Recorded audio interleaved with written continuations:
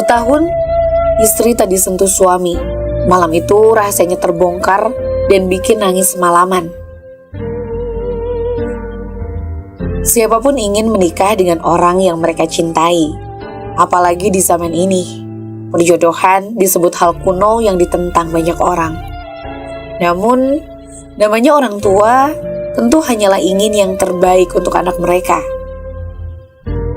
Tidak ada orang tua yang ingin anaknya celaka. Meskipun soal jodoh, semua sepakat baiknya diserahkan ke anak untuk menentukan jalan hidup mereka. Seperti kisah berikut ini yang terpaksa menikah dengan pria pilihan orang tua.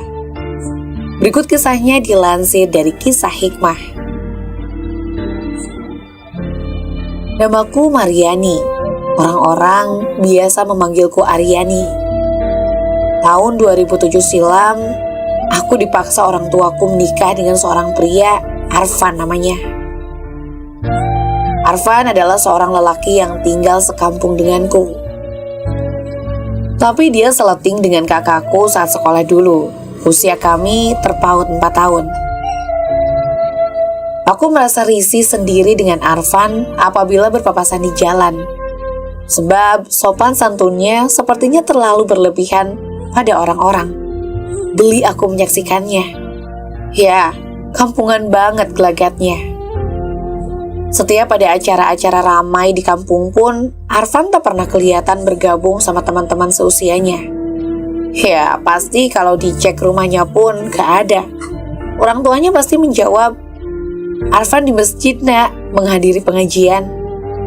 Bagiku sendiri itu adalah hal yang biasa-biasa saja. Sebab aku sendiri merasa bahwa sosok Arfan orang biasa. Apa istimewanya menghadiri taklim, kuper dan kampungan banget? Kadang hatiku sendiri bertanya, kok bisa ya? Ada orang yang sekolah di kota, namun begitu kembali tak ada sedikit pun ciri-ciri kekotaan melekat pada dirinya. Waktu terus bergulir dan seperti gadis-gadis modern pada umumnya yang tidak lepas dengan kata pacaran. Aku pun demikian. Aku sendiri memiliki kekasih yang begitu sangat aku cintai. Namanya Bobby. Masa-masa indah kulewati bersama Bobby. Indah kurasakan dunia remajaku saat itu. Kedua orang tua Bobby sangat menyayangi aku dan sepertinya memiliki sinyal-sinyal restunya atas hubungan kami. Hingga musibah itu tiba. Aku dilamar oleh seorang pria yang sudah sangat aku kenal. Ya siapa lagi kalau bukan si Cooper Arfan. Lewat pamanku, orang tuanya Arfan melamarku untuk anaknya yang kampungan itu. Mendengar penuturan mama saat memberitahu padaku tentang lamaran itu, kurasakan dunia ini gelap, kepalaku pusing. Aku berteriak sekencang-kencangnya menolak permintaan lamaran itu dengan tegas. Dan terbelit-belit aku sampaikan langsung pada kedua orang tuaku. Aku menolak lamaran keluarganya Arfan. Dan dengan terang-terangan pula, aku sampaikan pula bahwa aku memiliki kekasih pujaan hatiku Bobby. Mendengar semua itu, ibuku syok dan jatuh tersungkur ke lantai. Aku pun tak menduga kalau sikapku yang egois itu akan membuat mama sedih. Baru ku tahu bahwa yang menyebabkan mama syok itu karena beliau sudah menerima secara resmi lamaran dari orang tuanya Arfan. Tanggal 11 Agustus 2007, akhirnya pernikahan pun digelar. Aku merasa bahwa pernikahan itu begitu menyesakkan dadaku. Air mataku tumpah di malam resepsi pernikahan itu. Di tengah senyuman orang-orang yang hadir pada acara itu, mungkin akulah yang paling tersiksa. Karena harus melepaskan masa remajaku dan menikah dengan lelaki yang tidak pernah kucintai. Dan yang paling membuatku tak bisa menahan air mataku, mantan kekasihku Bobby hadir juga pada resepsi pernikahan tersebut. Ya Tuhan, mengapa semua ini harus terjadi padaku ya Tuhan? Mengapa aku harus jadi korban dari semua ini? Waktu terus berputar dan malam pun semakin merayap. Dan sebagai seorang istri yang hanya terpaksa menikah dengannya, maka aku pun membiarkannya dan langsung membaringkan tubuhku setelah sebelumnya menghapus make up pengantinku dan melepaskan gaun pengantinku. Aku bahkan tak peduli kemana suamiku saat itu. Karena rasa capek dan diserang kantuk, aku pun akhirnya tertidur. Tiba-tiba di sepertiga malam, aku tersentak. Tak kala melihat ada sosok hitam yang berdiri di samping ranjang tidurku. Perlahan kuperhatikan dengan seksama. Ternyata sosok yang berdiri di sampingku itu adalah Kak Arfan, suamiku yang sedang sholat malam. Ya Tuhan, aku lupa bahwa sekarang aku telah menjadi istrinya Kak Arfan. Tapi meskipun demikian, aku masih tak bisa menerima kehadirannya dalam hidupku. Saat itu karena masih dibawa perasaan ngantuk, aku pun kembali tertidur. Hingga pukul 04.00 dini hari, kudapati suamiku sedang tidur beralaskan permadani di bawah ranjang pengantin kami. Mengapa dia tidak tidur di ranjang bersamaku? Kalaupun dia belum ingin menyentuhku, paling enggak dia tidur seranjang denganku. Itu kan logikanya. Ada apa ini? Ujarku perlahan dalam hati. Aku sendiri merasa bahwa mungkin malam itu Kak Arfan kecapean sama sepertiku, sehingga dia tidak mendatangiku dan menunaikan kewajibannya sebagai seorang suami. Tapi apa peduliku dengan itu semua? Toh aku pun tidak menginginkannya, gumamku dalam hati. Hari-hari terus berlalu, dan kami pun menjalani aktivitas kami masing-masing. Semula aku pikir bahwa perilaku Kak Arfan yang tidak pernah menyentuhku dan menunaikan kewajibannya sebagai suami itu hanya terjadi malam pernikahan kami. Tapi ternyata yang terjadi hampir setiap malam. Sejak malam pengantin itu, Kak Arfan selalu tidur beralaskan permadani di bawah ranjang atau tidur di atas sofa di dalam kamar kami. Dia tidak pernah menyentuhku, walau hanya menjabat tanganku. Jujur segala kebutuhanku selalu dipenuhinya. Secara lahir, dia selalu menafkahiku. Bahkan nafkah lahir yang dia berikan lebih dari apa yang aku butuhkan. Tapi soal biologis, Kak Arfan tak pernah sama sekali mengungkit-ungkitnya atau menuntutnya dariku. Bahkan yang tidak pernah aku pahami, pernah secara tidak sengaja kami bertabrakan di depan pintu kamar dan Kak Arfan meminta maaf seolah merasa bersalah karena telah menyentuhku. Ada apa dengan Kak Arfan? Apa dia lelaki normal? Kenapa dia begitu dingin padaku? Apakah aku kurang di matanya? Bukankah dia pria yang beragama dan tahu bahwa menafkahi istri itu secara lahir dan batin adalah kewajibannya? Aku sendiri saat mendapat perlakuan darinya setiap hari yang begitu lembutnya, mulai menumbuhkan rasa cintaku padanya dan membuatku perlahan-lahan melupakan masa laluku bersama Bobby. Aku bahkan mulai merindukannya kala dia sedang tidak di rumah. Aku bahkan selalu berusaha menyenangkan hatinya dengan melakukan apa-apa yang dianjurkannya lewat ceramah-ceramahnya pada wanita-wanita muslimah, yakni mulai memakai busana muslimah. Kadang ceramah-ceramahnya di masjid sering aku ikuti dan aku praktekkan di rumah.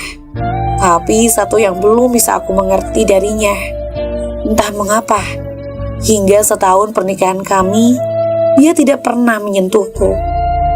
Setiap masuk kamar, pasti sebelum tidur dia selalu mengawali dengan mengaji, lalu tidur di atas hamparan permadani di bawah ranjang, hingga terjaga lagi di sepertiga malam dan melaksanakan sholat. Hingga suatu malam, Kak Arfan jatuh sakit. Tubuhnya demam dan panasnya sangat tinggi.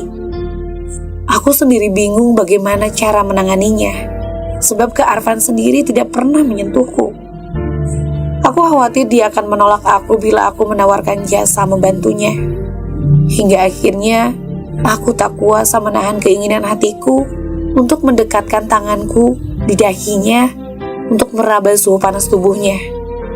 Tapi baru beberapa detik tanganku menyentuh kulit dahinya, Kak Arfan terbangun dan langsung duduk agak menjauh dariku sambil berujar, "Afwan dek, kau belum tidur?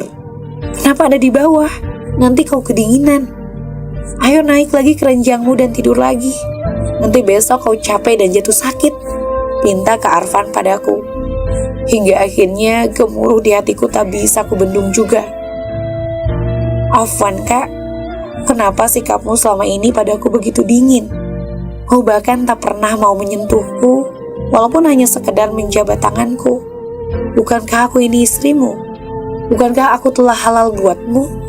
Lalu mengapa kau jadikan aku sebagai patung perhiasan kamarmu? Apa artinya aku bagimu, Kak?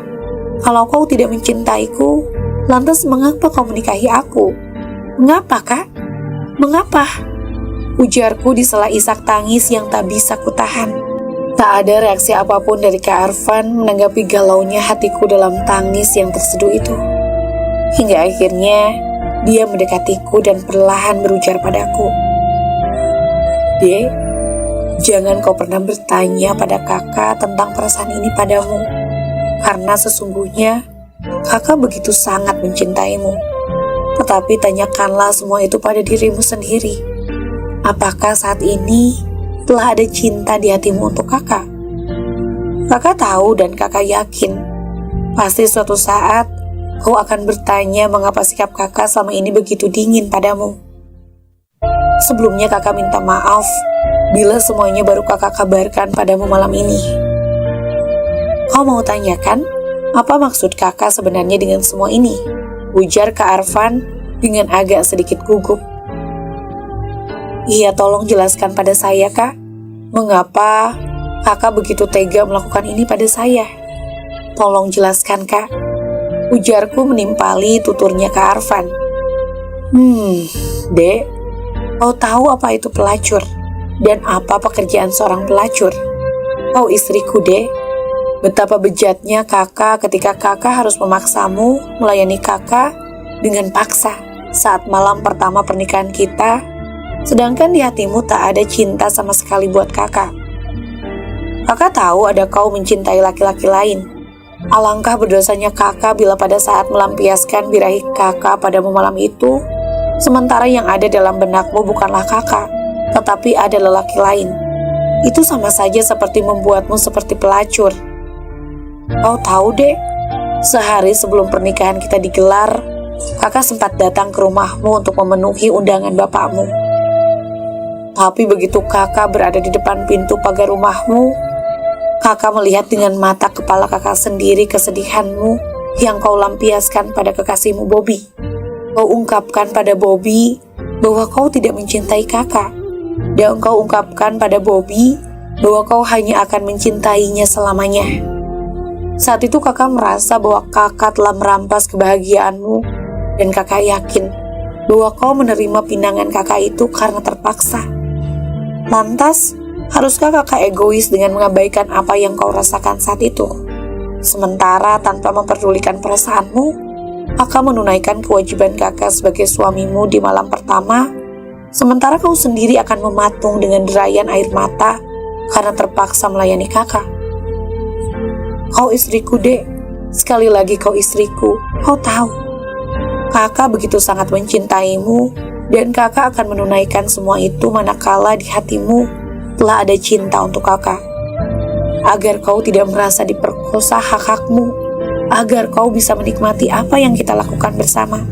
Dan syukurlah apabila hari ini kau telah mencintai kakak, dan kakak juga merasa bersyukur bila kau telah melupakan mantan kekasihmu itu. Beberapa hari ini kakak perhatikan kau juga telah menggunakan busana muslimah yang syar'i. Mendengar semua itu, aku memeluk suamiku. Aku merasa bahwa dia adalah lelaki terbaik yang pernah kujumpai selama hidupku. Aku bahkan telah melupakan Bobby.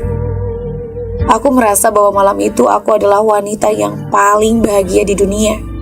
Sebab, meskipun dalam keadaan sakit, untuk pertama kalinya Kak Arfan mendatangiku sebagai seorang suami. Hari-hari kami lalui dengan bahagia. Kak Arfan begitu sangat karismatik. Terkadang dia seperti seorang kakak buatku.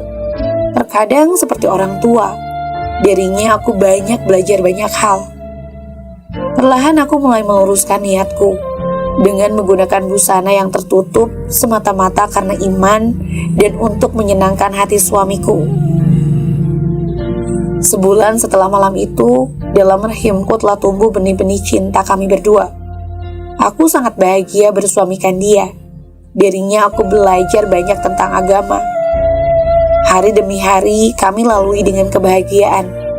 Ternyata dia mencintaiku lebih dari apa yang aku bayangkan, dan dulu aku hampir saja melakukan tindakan bodoh dengan menolak pinangan dia. Aku pikir kebahagiaan itu akan berlangsung lama di antara kami. Setelah lahir Abdurrahman, hasil cinta kami berdua di akhir tahun 2008, Kak Arfan mengalami kecelakaan dan usianya tidak panjang. Sebab Kak Arfan meninggal dunia sehari setelah kecelakaan tersebut. Aku sangat kehilangannya. Aku seperti kehilangan penopang hidupku. Aku kehilangan kekasihku. Aku kehilangan pemimpinku. Aku kehilangan suamiku. Tidak pernah terbayangkan olehku bahwa kebahagiaan bersamanya begitu singkat. Yang tidak pernah aku lupakan di akhir kehidupannya Kak Arfan, dia masih sempat menasehatkan sesuatu padaku. Dek, pertemuan dan perpisahan itu adalah fitrahnya kehidupan. Kalau ternyata kita berpisah besok atau lusa, Kakak minta padamu, Dek, jaga Abdurrahman dengan baik. Jadikan dia sebagai pejuang yang senantiasa membela agama, senantiasa menjadi yang terbaik untuk umat. Didik dia dengan baik, Dek. Jangan sia-siakan dia. Satu permintaan Kakak, kalau suatu saat ada seorang pria yang datang melamarmu, maka pilihlah pria yang tidak hanya mencintaimu, tetapi juga mau menerima kehadiran anak kita. Dan maafkan Kakak, Dek, bila selama bersamamu ada yang kurang yang telah Kakak perbuat untukmu.